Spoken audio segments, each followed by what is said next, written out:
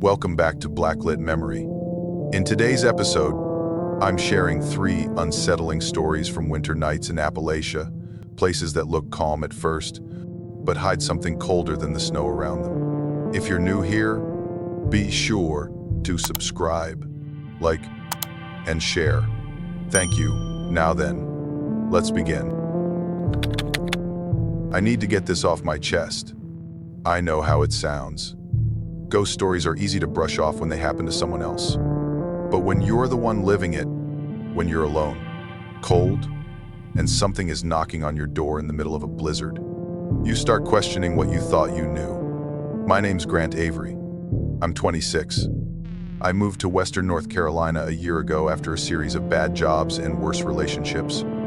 I thought I needed a fresh start, something quiet, isolated. I took a night position with the North Carolina Department of Transportation, stationed in a remote traffic monitoring center in the Great Smoky Mountains. The locals just call it the Ridge Center. It's perched off Highway 219, halfway up a mountain, surrounded by forest and snow for half the year. The job sounded perfect. It paid well enough, had benefits, and best of all, I'd be mostly alone. From 10 p.m. to 6 a.m., my only duties were to monitor highway conditions, coordinate with snowplow crews, and log any emergencies. The building itself was nothing but 3 floors of old concrete and glass, humming with outdated equipment. But I didn't mind. I liked the silence. At least, I used to. If you've never experienced a winter in the Appalachians, you don't know what cold is. This isn't postcard snow. It's snow that never melts, that stacks like wet concrete, that turns every tree branch into a club of ice. The kind of cold that hums in your teeth. By December, the whole world outside went quiet, buried under drifts and silence. The first few weeks were calm. I read, listened to classic rock, drank too much coffee. I logged a couple deer collisions and helped reroute a salt truck during an ice jam. I remember feeling like I could finally breathe again. Then the strange stuff began. It started subtle. A draft I couldn't place. A phone buzzing even when it was off. A blinking panel that would light up for half a second, then stop. One night, I swear I heard someone say my name, whispered, right behind me. But when I turned, the room was empty. I laughed it off. It's an old building, I told myself. Pipes groan, heaters click, metal settles. I didn't mention it in my logs. Then came the footprints. They appeared outside the south-facing window. 2 perfect prints. Bare feet. Toes pointed toward the glass. The snow was fresh that night. Still falling. No other marks. Just those 2. No trail leading away. I stepped outside with a flashlight. Scanned the lot. No one. Just the wind. Whipping snow across the plow lanes. The next week, the radio started acting up. It would hiss alive without warning. Sometimes I'd hear a faint hum, like someone breathing across the line. One night it said a word. Just one. Wait. I didn't wait. I checked all the lines. Everything looked fine. The static never stayed long. I told myself it was interference. Maybe a ham radio operator, bored and freezing in a cabin somewhere. But then, early January, I was standing at the big glass window, sipping coffee, watching a snowplow crawl down the highway bend. The wind was howling, snow blowing sideways in sheets. And that's when I saw him, a man, standing off the road shoulder, tuxedo, red cravat, barefoot. His skin was bluish, his hair frozen stiff. He just stood there, looking down the road, maybe 50 feet from the passing plow. I dropped my cup. It shattered. I grabbed the radio. Team 3, do you copy? There's a person on the shoulder, about 100 feet back. Do you see him? Negative. Ridge, came the reply. Nobody on my side. Visibility's garbage, but nope. All clear. The plow drove right past where the man stood. No reaction. No flurry of snow. Just nothing. I looked again. He was gone. I didn't report it. I told myself I'd imagined it. Fatigue. Shadows. Maybe a trick of the light? But I couldn't shake it. 2 nights later, I was alone again. Around 2:30 a.m., I heard footsteps. Wet. Slow. Unmistakable. Slap. Slap. Slap. Across the hallway tile. I stood up, heart racing, and moved toward the hall. Empty. When I turned back, he was there, outside the window, inches away. The floodlight caught his face. Icy skin, eyes open too wide. His lips moved soundlessly. Then a rasp cut through the glass. She's waiting. He didn't blink. Didn't breathe. Just stared. Then he raised a hand, gray fingers trembling, and knocked. 3 knocks. Deep, solid, like fists on a coffin lid. I froze, not out of fear, but because some part of me felt pity. His eyes. He wasn't angry. He was lost. He was pleading. I backed away slowly, locked the door, sat on the floor with my knees up and the radio in my lap. I stayed there until dawn. 3 nights later, during the worst blizzard of the year, the power failed. Even the backup generator choked and died. The building fell into pitch black. Then the radio came to life. Not static. No. This time it was screaming. Not angry. Terrified. Like someone dying. Get out. Get out before it burns.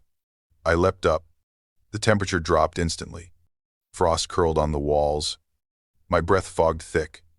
Papers flew. The metal cabinet began to rattle. Then the glass cracked, right where he'd knocked.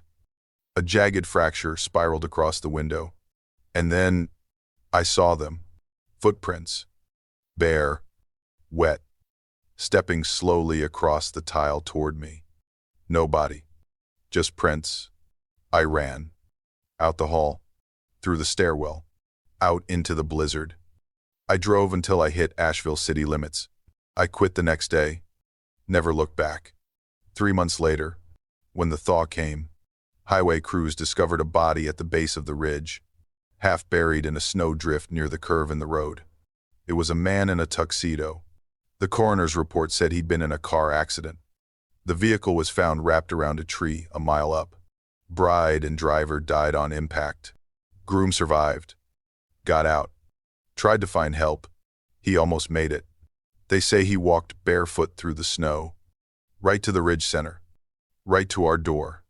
They found a note in his jacket pocket. Jess, I'll make it to you no matter how deep the snow. I didn't answer the knock. Sometimes, in winter, I still hear it. 3 soft knocks, then the radio static, then silence. And every time, I wonder, what if I had opened the door? I wasn't going to tell this story. For years, I convinced myself I imagined it. That memory is fragile, easily warped by loneliness and guilt. But every time I hear footsteps in the old floorboards, or smell damp earth in mid-December, I'm right back in the cabin on the hill, where it all began. My name is Eli. I was born in Clay County, Kentucky, the kind of place folks only mention when there's a flood, a mine collapse, or a copperhead slithers into a classroom. I left when I was 18 and swore I'd never go back. But 14 years later, after my mother died and left me the old wooden house on the hill, along with a mountain of debt, something brought me back. There was a handwritten note, just one line, "Don't leave the boy alone." I thought she meant someone else. I was an only child. No brothers. No nephews. But I returned anyway. I should warn you, if you're listening to this at night, especially in a house with an attic or creaky stairs, think twice. Once you know something might be waiting in the dark, you start to hear it. Like I did. The house sat 3 miles up from the paved road. That December, snow blanketed the ground, leaving every footprint like a bruise in memory. The grass was pressed flat with frost, and the old vines on the porch had frozen stiff. I rented a small truck. packed only what I needed, and figured I'd stay a few weeks. Clean up, sell, and go. The first night, I slept in my childhood room. The ceiling still bore the stain from a long-ago leak. I sat on the edge of the bed, listening to the wind whistle through the shutters and branches tapping the roof. Everything was still, until I heard the creak above me. Not mice, not birds. Footsteps. I grabbed a flashlight, climbed the attic ladder, and pushed open the hatch. Nothing but dust and old boxes. Except one patch of floor was clean. Spotless. Really. Like someone had been sitting there. Or still was.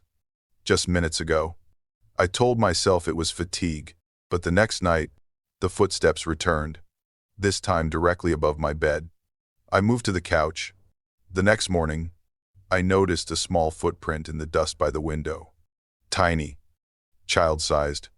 Leading from the attic hatch to the hallway. And vanishing. I stood there a long time. The house felt colder than usual, even with the fireplace going. Old memories stirred. Had I heard footsteps like these before? Long ago. That afternoon. I went into town to buy motion sensors and a latch for the attic. When I paid, the store clerk eyed me strangely. "You staying up at May's place?" I nodded. She nodded back. Face tight. "Then don't let him play alone." I asked her to explain, but she just shook her head. Just saying, that night, while tightening a window latch, the living room light flickered and went out. Silence fell heavy. I stood and heard it again. Not loud, not clear, but like someone sobbing. I walked slowly toward the room. The overhead light blinked once. Just once. Enough to show me a small figure in the corner. Back turned. When I switched on the flashlight, it was gone. I didn't sleep that night. And in the morning, what chilled me most wasn't what I'd seen. It was the creeping sense that I hadn't grown up alone in this house. That someone had always been here.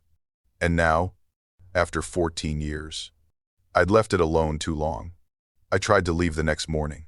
Honestly, I packed almost everything in under an hour. But as I reached for the front door, I heard a clatter behind me. A small toy car, metal, old-fashioned, with rubber wheels, had rolled down the stairs. I didn't remember seeing it before. Didn't remember my mother keeping toys like this. I bent down. In the soft gray light, I saw something etched into its underside.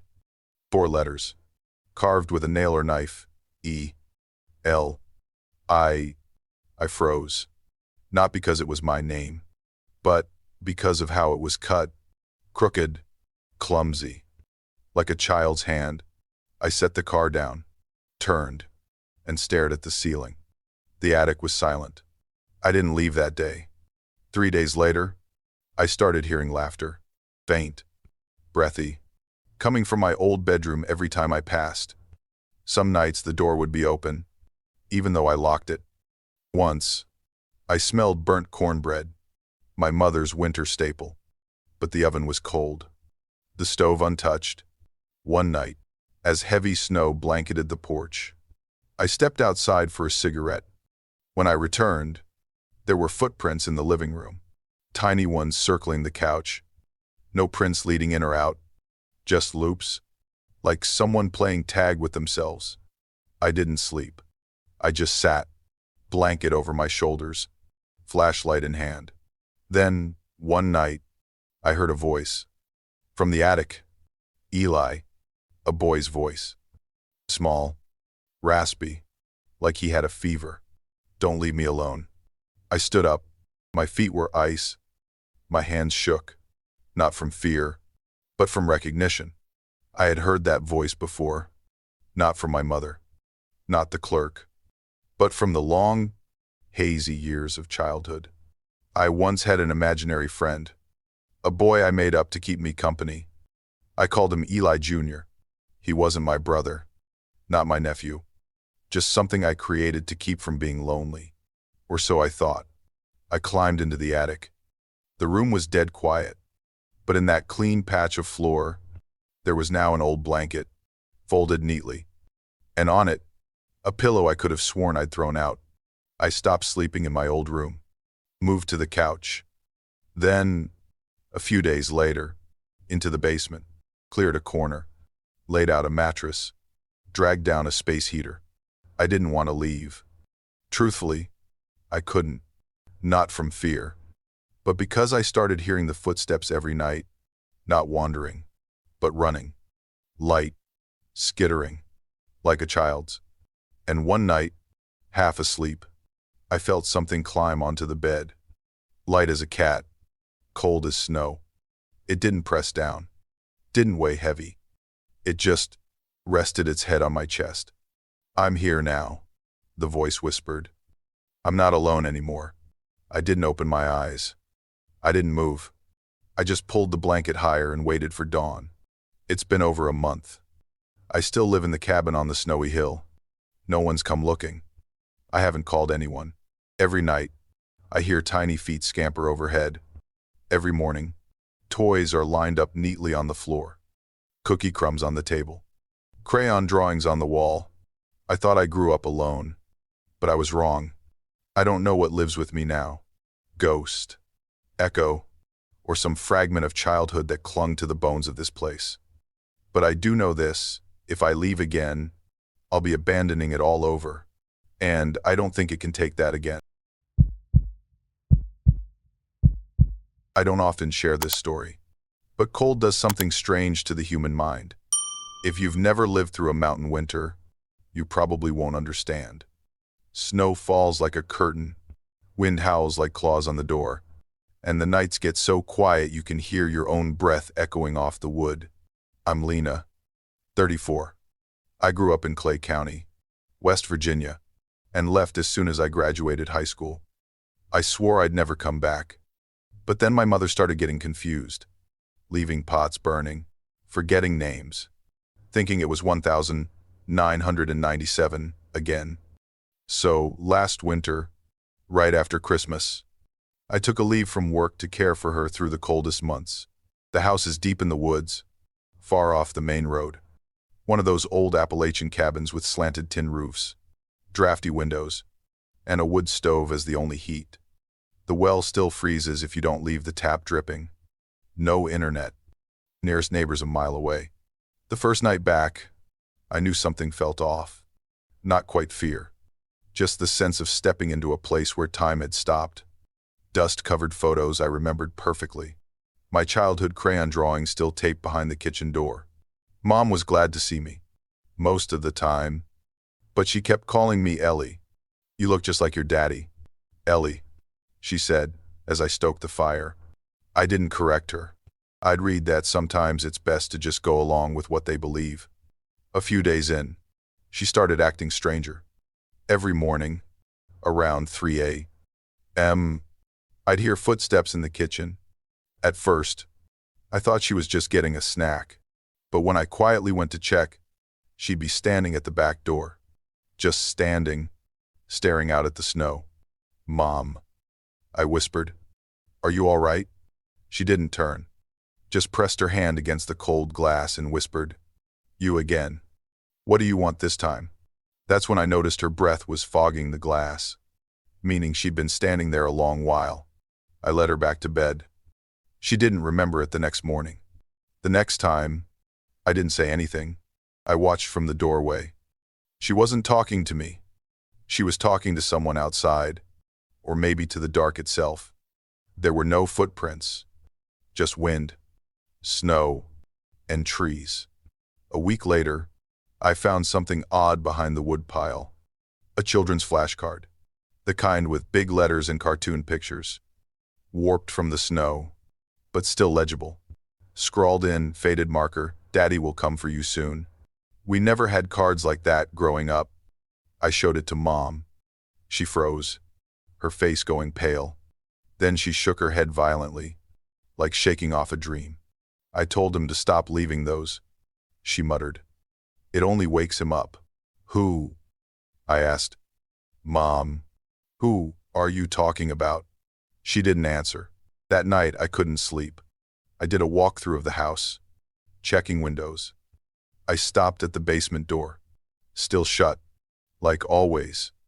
I reached out to touch the old iron handle. It was ice cold. I don't know why, but it felt like touching something I wasn't supposed to. Her voice came from behind me, low and flat. "Don't open it. He'll go back to sleep if you leave it alone." I turned.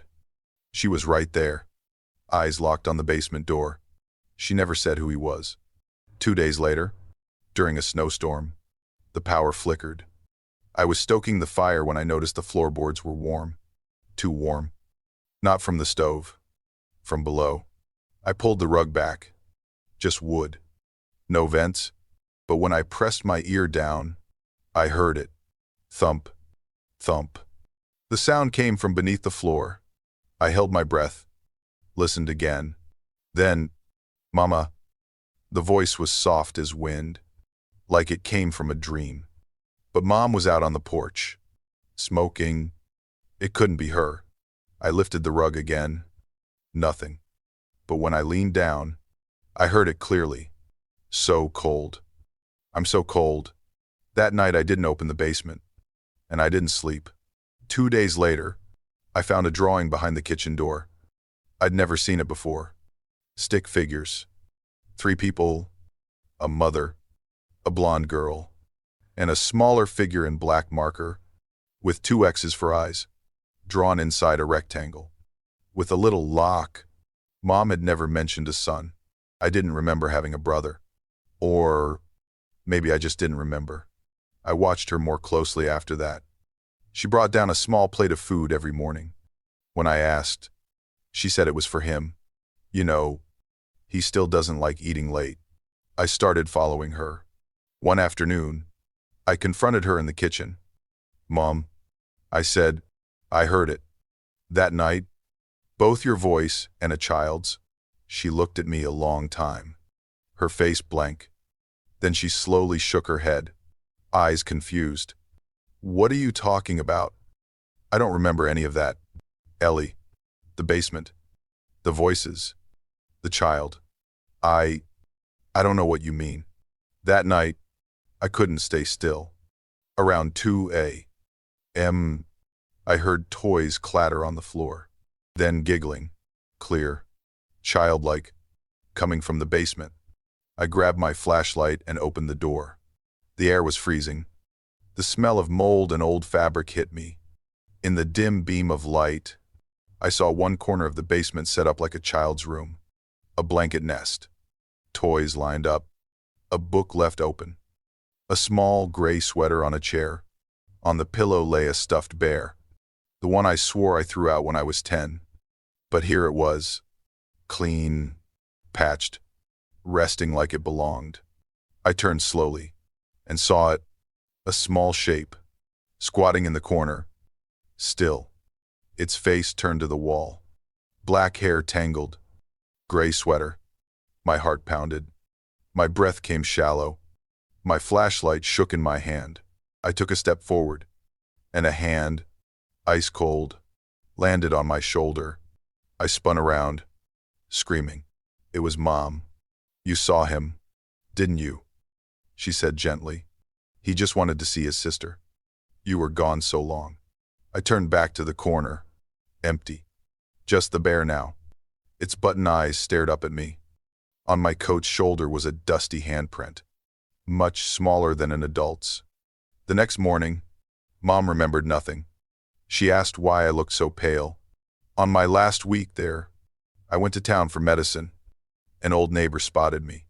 "You're Nora's daughter, aren't you?" I nodded. "How's she doing?" I used to see her walking with that little boy, maybe 3 years old. Big eyes. Always had that red toy truck with him. Funny thing, no one else ever mentioned him. Guess I just imagined it. I didn't respond. My heart thudded. I'd never seen a red toy truck before. But the day before, while folding blankets in the basement, I found it, right under the pillow. I used to believe everything I remembered was true, but now, I'm afraid of my own memories. I haven't been back to my mother. Thank you for staying with me until the very end. I truly mean that. If you enjoyed these stories, leave a like and subscribe if you haven't already. That way, you won't miss the next ones. And once again, thank you for walking this dark road with me tonight.